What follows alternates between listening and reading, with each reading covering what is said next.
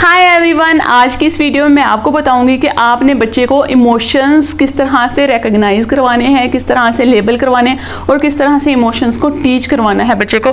बाज़ दफ़ा इस तरह से होता है, पेरेंट्स आके कहते हैं कि हमारा बच्चा कोई भी बात नहीं समझ रहा। कुछ पेरेंट्स एवं ये कहते हैं कि हमें लगता है कि हमारा बच्चा हमारा मजाक उड़ा रहा है। यहाँ भी मैं पेरेंट्स को थोड़ा सा एडवाइस करूँगी कि थोड़े से आप पॉजिटिव हो जाएं, ठीक है। इतना भी नेगेटिव होना सही नहीं होता कि मतलब क्या मतलब है कि बच्चा आपका मजाक उड़ा रहा है। बच्चे को समझे तो सही, आप सिर्फ अपने आप को समझते हैं, ठीक है, बच्चे को नहीं समझ रहे होते। अगर इस तरह की कोई पेरेंट बात करता है ना, तो जहन में यही ख्याल आता है कि मतलब आप सिर्फ अपने आप को समझ रहे हो, अपने इमोशंस के साथ आप खेल रहे हो। बच्चों को इमोशंस को समझो। जब आप बच्चों को इंटरेक्ट करोगे, बच्चों को समझना शुरू करोगे, तो आप बच्चों को भी समझोगे, अपने आप को भी समझोगे और आपकी ज़िंदगी में एक पॉजिटिविटी आएगी। तो प्लीज़ पेरेंट्स इतना नेगेटिव ना हुआ करें, क्योंकि ये कल की ही बात है। एक मदर ने मुझसे आगे कहा कि जब भी मैं इसको कुछ कहती हूँ ये हंसना शुरू कर देती है उसका, और मुझे लगता है कि वो मुझ पे हंस रही है, मेरी बेबसी पे हंस रही है कि मैं इसको ठीक नहीं कर सकती। मतलब मुझे अफसोस हुआ उस मदर की बात सुन के कि क्या आप इतनी नेगेटिव हैं, ठीक है। थोड़ी सी पॉजिटिविटी ले आए। पहले आपका कसूर है कि आप बच्चे को टाइम नहीं दे रही, उसको सही तरह से एक्टिविटी आप चला रही हैं बच्चे पे, ठीक है, सारा कुछ कर रही हैं, तो बच्चा ये बिहेव करेगा क्योंकि वो नहीं कुछ भी नहीं अंडरस्टैंड कर रहा। वो क्या अंडरस्टैंड करेगा? आपके चलाने से, आपके सारा कुछ करने से आपके बच्चे के बिहेवियर्स बढ़ेंगे, कम नहीं होंगे, ठीक है। और अगर इमोशंस की बात की जाए, ठीक, इमोशंस पे बहुत लंबी डिस्कशन चल सकती है, बहुत ही लंबी वीडियो चली जाएगी, लेकिन आज जो सिर्फ पॉइंट है ना वो फिक्स्ड रखते हैं कि सिर्फ हमने बच्चे को इमोशन सिखाने हैं। ये सिर्फ ऑटिज्म के बच्चों के लिए ही वीडियो नहीं है। बहुत से बच्चे जो कि नॉर्मल भी हैं, 3 to 7 ईयर के मिडिल में जो बच्चे हैं, उनको भी इमोशंस को रिकॉग्नाइज करने में, इमोशनल रेगुलेशन में उनको बहुत सी प्रॉब्लम्स होती हैं कि 3 से 7 साल का बच्चा है, उसको फ्रेंड्स बनाने में कई दफ़ा दुश्वारी होती है। कई दफ़ा पेरेंट्स कहते हैं कि हमारा बच्चा फ्रेंड्स नहीं बना पा रहा, तो उसकी एक रीज़न ये होती है कि बच्चा इमोशंस को अंडरस्टैंड नहीं करता और वो उसका बिहेवियर अनोइंग होता है, जिसकी वजह से बहुत से बच्चे उससे खेलना पसंद नहीं करते या वो दूसरों के इमोशंस को अंडरस्टैंड नहीं करता। अगर कोई दूसरा सैड है या इरिटेट हो रहा है तो वो उस चीज़ को अंडरस्टैंड नहीं करेगा, उससे पूछेगा नहीं क्या हुआ है, बल्कि उस चीज़ को इग्नोर करके आगे चला जाएगा। ठीक हो गया। अभी मैं आपको बताती हूँ कि किस तरह से हम स्टार्ट करेंगे कि बच्चे को इमोशंस सिखाना। सबसे पहले हम रिसेप्टिव यानी कि अंडरस्टैंडिंग क्लियर करेंगे बच्चे के इमोशंस की। वो हम किस तरह से क्लियर करेंगे? ये इस तरह के मैंने कुछ कार्ड्स बना लिए हैं, इमोशंस कार्ड हैं, ठीक है। इसमें है सरप्राइज्ड फेस, हैप्पी फेस और काम फेस और सैड फेस, काम फेस और ये है स्केयर्ड फेस। ठीक हो गया। और यहाँ पे एक और टिप के जितनी जल्दी आप ये वाली स्किल बच्चे को सिखाना स्टार्ट करेंगे ना, उतना ही बच्चे के लिए बेहतर होगा, क्योंकि ये एक पिवट स्किल है जो कि बहुत से और स्किल्स के लिए एक डोर ओपन करती है। इमिटेशन में ये हेल्प करेगी, कम्युनिकेशन में हेल्प करेगी, स्पीच थेरेपी में हेल्प करेगी, फाइन और ग्रॉस मोटर बच्चे को सिखानी है उसमें हेल्प करेगी। तो ये वाली बहुत ही अहम स्किल है। ऐसे सही तरह से होके बैठो चौंकड़ी लगा के, ठीक है। हमने इस तरह से 3 के एरे से हम शुरू करेंगे। इसको हम, इस चीज़ को हम फील्ड साइज कहते हैं। जितने एरे में हम चीज़ रखते हैं उसको फील्ड साइज करें। अभी शुरू जो है हम 3 के एरे से करेंगे, ठीक है। जब भी बच्चे को हम शुरू करवाते हैं 3 के एरे शुरू कराते हैं, फिर आहिस्ता आहिस्ता एरे बढ़ा देते हैं। अगर बच्चा बहुत ही कम लेवल पे है तो 2 से आप स्टार्ट कर सकते हैं, लेकिन अगर बच्चा नॉर्मल से लेवल पे है तो हम 3 से स्टार्ट करेंगे। ठीक हो गया। तो यहाँ पे हम जहाँ पे हम पहले कार्ड रखेंगे ना, ठीक है, हमने दूसरी टर्म पे दूसरा जो ट्रायल लेना है वहाँ पे कार्ड नहीं रखना। हमने ये वाली सेटिंग हमेशा चेंज करनी है ताकि बच्चे की वहाँ फिक्सेशन ना हो।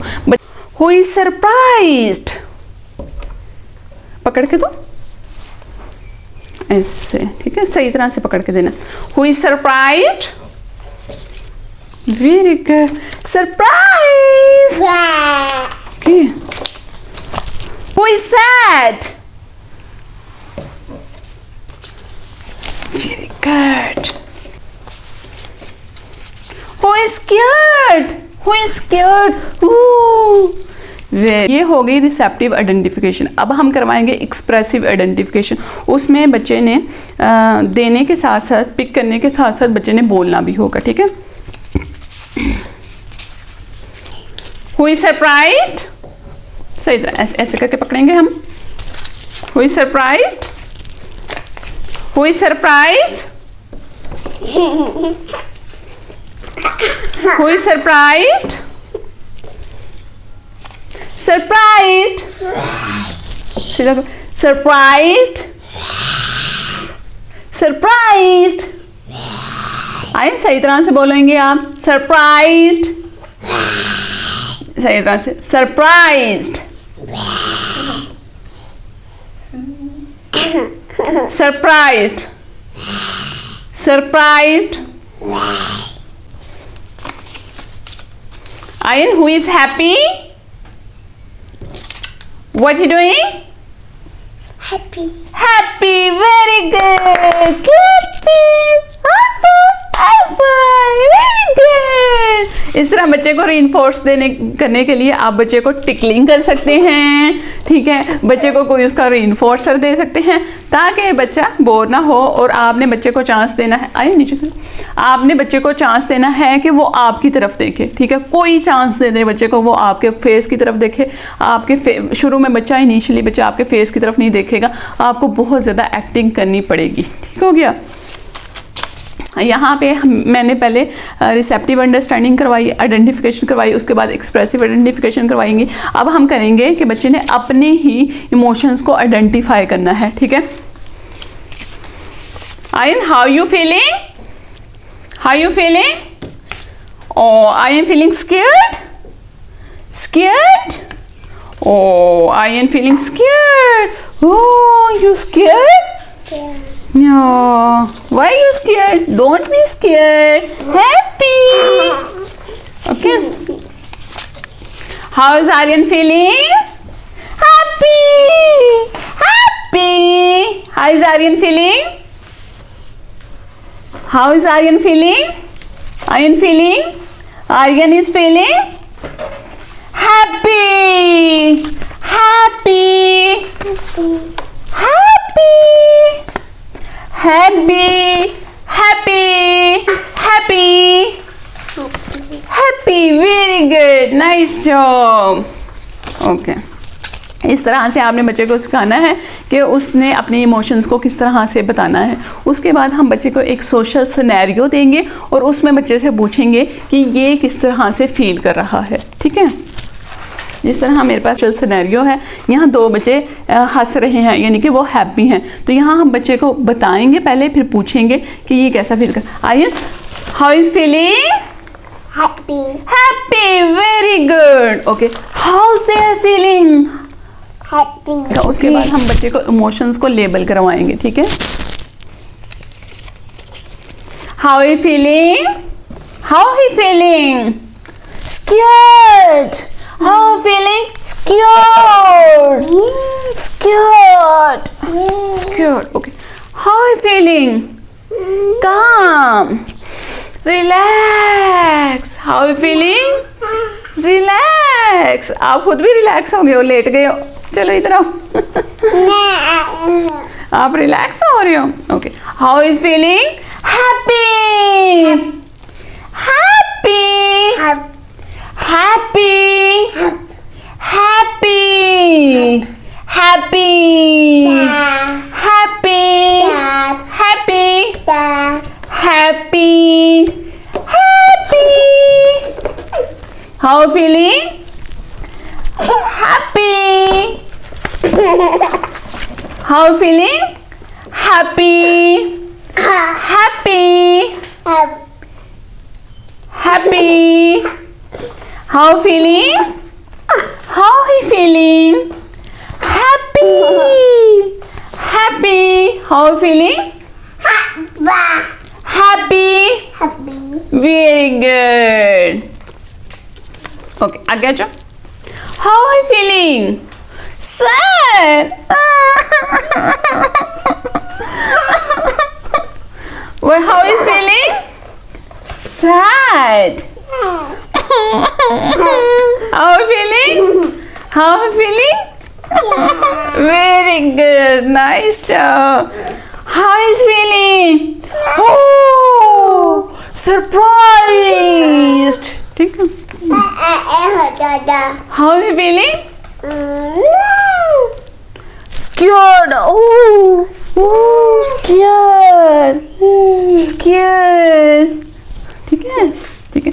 अभी यहाँ हम बच्चे को इमोशंस को लेबल करवाएंगे। जब भी यहाँ पे एक टिप है कि जब भी बच्चे को हैप्पी आपने लेबल करवाना है ना, तो अपनी स्माइल ज़्यादा कर लें, ठीक है, अपनी आइज़ को वाइड कर लें, ठीक है, और बच्चे को स्माइल करके दिखाएं। और अगर आपने सैड होने की एक्टिंग करनी है ना, तो वहाँ पे आप अपनी टोन को थोड़ा सा लो कर लें, ठीक है, रोने की तरह एक्टिंग कर लें, ठीक है। इस तरह डिफरेंट इमोशंस के हिसाब से आप अपने आप को एक्टर बना सकते हैं। तो यहाँ पे आपने अपने अंदर का जो है एक्टर निकालना है और बच्चे को मौका देना है कि वो आपके फेस की तरफ देखे, ठीक है।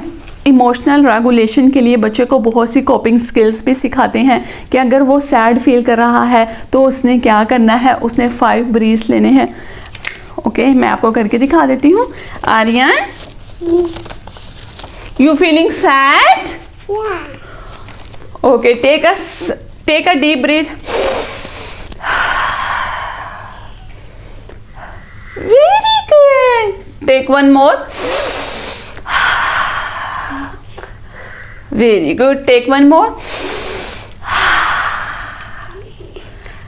Very good. ओके, यहाँ पे हमने बच्चे को सिखाया कि अगर वो सैड फील कर रहा है तो उसने 5 ब्रीथ लिए, डीप ब्रीथ लिए, जिससे उसने हैप्पी फील किया, ठीक है। Okay, Aryan, are you happy?